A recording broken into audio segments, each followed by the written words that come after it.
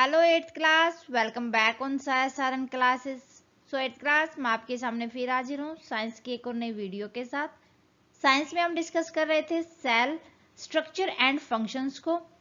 Students, last class में हमने theory को अच्छे से क्लियर कर लिया था, कोई भी कंसेप्ट हमारा नहीं बचा था। होप आपने सारी वीडियो देखी होंगी। अगर आपने अभी तक वो वीडियोस नहीं देखी हैं तो फटाफट से प्लेलिस्ट में जाएं और देख ले, क्योंकि बगैर कंसेप्ट क्लियर करे आप क्वेश्चन आंसर को नहीं लगा पाओगे। ओके, सो स्टूडेंट, फिर भी कोई डाउट आता है किसी भी कंसेप्ट के रिगार्डिंग तो मुझे कमेंट करके बता दीजिए। जितना जल्दी पॉसिबल होगा मैं आपके डाउट को क्लियर करूंगी।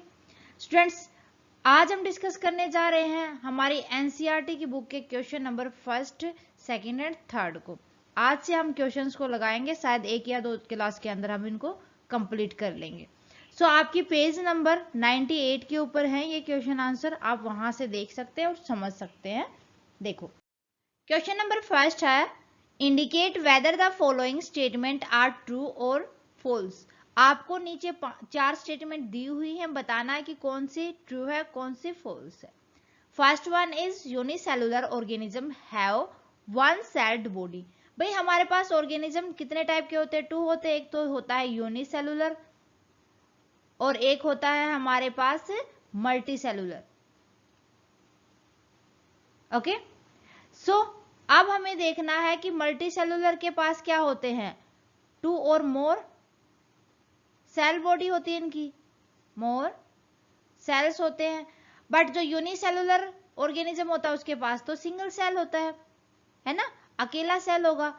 तो यहां पर स्टेटमेंट में भी तो यही कहा गया है, unicellular organism have one sailed body, तो स्टेटमेंट हो जाएगी आपकी ट्रू। ओके, सो नेक्स्ट देखो, मसल सेल आर ब्रांच्ड। जो आपकी मसल्ड सेल होती है क्या उनकी ब्रांच होती है? नहीं, वो ब्रांच नहीं होती, वो सिंगल सेल होती हैं। ठीक है, ब्रांचेज नहीं होती उनके अंदर। So statement is false. Next, the basic living unit of an organism is an organ. भाई देखो, यहां पर यह कहा गया है कि बेसिक लिविंग यूनिट किसी भी ऑर्गेनिज्म की वो ऑर्गन कहलाती है। हमारी बॉडी कैसे फॉर्म होती है? सबसे पहले तो वो देखो कि हमारे जो टीनी पार्टिकल्स होते हैं हमारे बॉडी के अंदर वो बनाते हैं cell. Cell group of cell होता है टिश्यू, ग्रुप ऑफ टिश्यू बनाएंगे हमारे किसी भी एक ऑर्गन को। तो यहां पर देखो, क्या किसी भी unit of an basic living unit of an organism organ कहलाएगी? नहीं कहलाएगी। ठीक है, तो बेसिक लिविंग यूनिट कहलाती है सेल्स। सो फॉल्स हो जाएगी ये स्टेटमेंट भी। Next, amoeba has irregular shape. Yes, जो अमोइबा होता है वो अपनी शेप को चेंज करता रहता है, तो ये स्टेटमेंट आपकी ट्रू हो जाएगी। इस तरीके से हमें सॉल्यूशन बताने थे।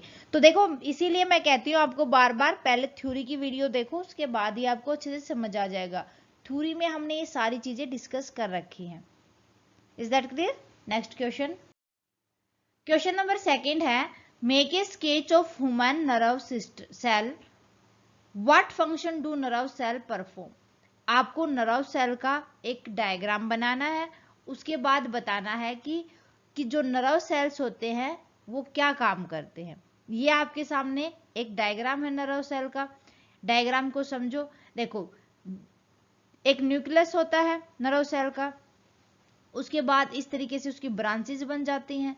ब्रांचेज बनने के बाद एक ब्लॉक शेप में आ जाता है, देन जो हमें थोड़ा सा लॉन्ग टाइप का होता है और फिर उसके भी लास्ट में ब्रांचेज हमें देखने को मिलते हैं। तो इस तरीके से आपको डायग्राम बना के फिर इसके फंक्शन बताने हैं।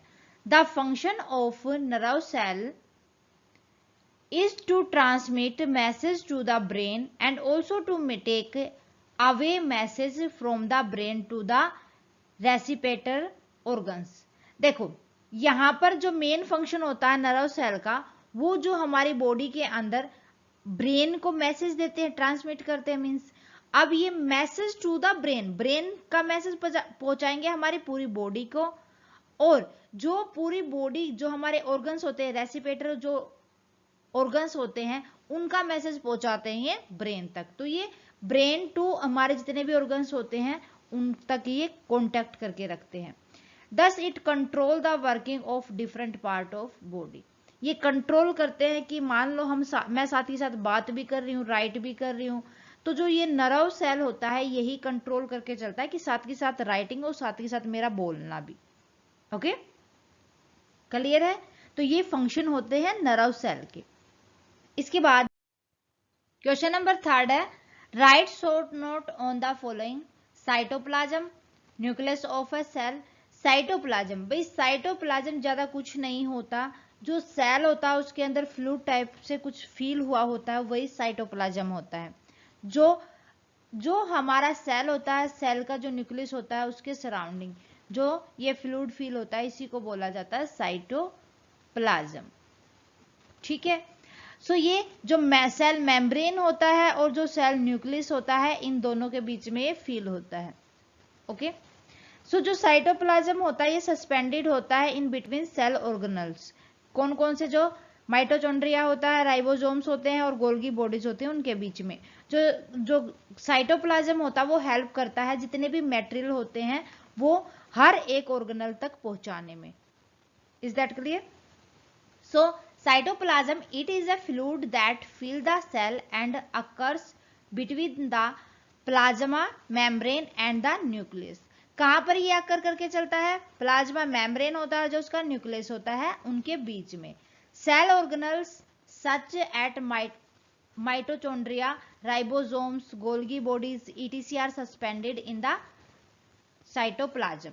ओके, सो ये जितने भी सेल ऑर्गेनल्स होते हैं उनके बीच में ये मतलब कॉन्टैक्ट बना के चलता है। The cytoplasm help in exchange of material between cell organelles. जो साइटोप्लाज्म होता है वो हेल्प करता है मटेरियल को एक्सचेंज करने में बिटवीन जो cell organelles means mitochondria to ribosomes, ribosomes to Golgi bodies या Golgi bodies to mitochondria. It is clear? Okay, तो नेक्स्ट देखो। So nucleus of a cell means, nucleus होता है एक स्पेरिकल स्ट्रक्चर होता है जो किसी भी सेल के बिल्कुल सेंटर पॉइंट में होता है। दिस वन, ये न्यूक्लियस होता है सेल का। ठीक है, कहां पर रिप्रेजेंट होता है? ये सेंटर ऑफ अ सेल। जो न्यूक्लियस होता है उसके भी कुछ कंपोनेंट्स होते हैं। फर्स्ट कंपोनेंट है उसका न्यूक्लियर मेम्ब्रेन। सो न्यूक्लियर मेम्ब्रेन होती है वो एक डबल लेयर मेम्ब्रेन होती है जो आउटर ऑफ द सेल होती है, मीन्स जो न्यूक्लियस होता है उसके आउटर साइड में होती है। अब जो ये मेम्ब्रेन होगी, ये जो साइटोप्लाज्म है और जो हमारा न्यूक्लियस है, उन दोनों के बीच में जो कंटेंट है उनको सेपरेट करता है, अलग अलग करके चलता है।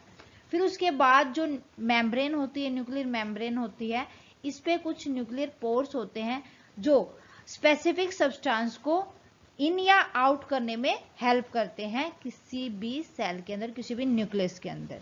क्लियर है? सो जो एक्स्ट्रा मटेरियल होगा उनको ये बाहर कर देंगे और जो इंपॉर्टेंट मटेरियल होगा जो यहाँ पर बेनिफिशियल होगा उसको ये इन कर देंगे। So it is A double layer membrane which separate the content of the nucleus from the cytoplasm. The nuclear membrane has nuclear pores that allow the transfer of specific substance in and out of the nucleus. Clear है? So next देखो, next part है nucleus.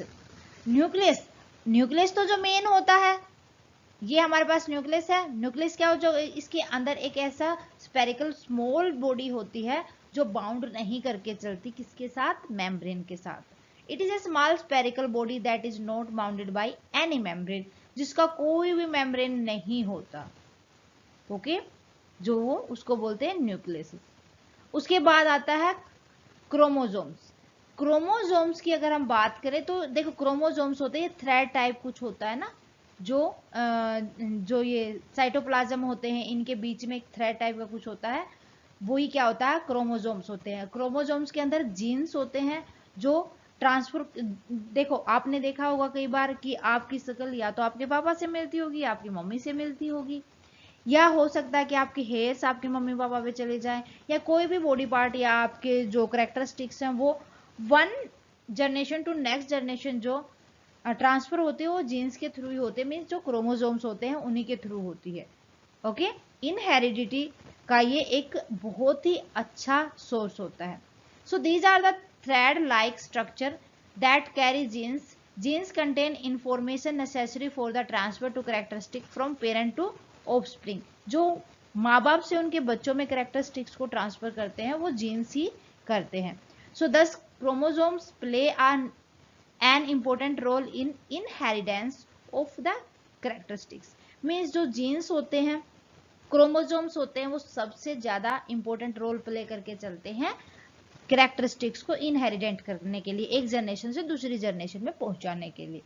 Okay, सो मेरे ख्याल से 3 question आपके लिए enough है। इतना अच्छे से पढ़ लो आप कि कहीं इन तीनों क्वेश्चन में आपको कहीं भी कोई भी डाउट ना हो। ओके, सो आज के लिए बस इतना स्टूडेंट, मिलते हैं नेक्स्ट क्लास में विद क्वेश्चन नंबर 4 5th के साथ। आज की क्लास कैसी लगी स्टूडेंट मुझे कमेंट करके बताएं। क्लास अच्छी लगी तो प्लीज लाइक और अदर स्टूडेंट के साथ ज्यादा से ज्यादा शेयर करें। चैनल पर नए हैं तो फटाफट से साया सारन क्लासेस को सब्सक्राइब कर लें और बेल आइकन को दबा लें ताकि आने वाली क्लास की नोटिफिकेशन आपको मिल सके। Thank you student, bye bye and take care. मिलते हैं नेक्स्ट क्लास में।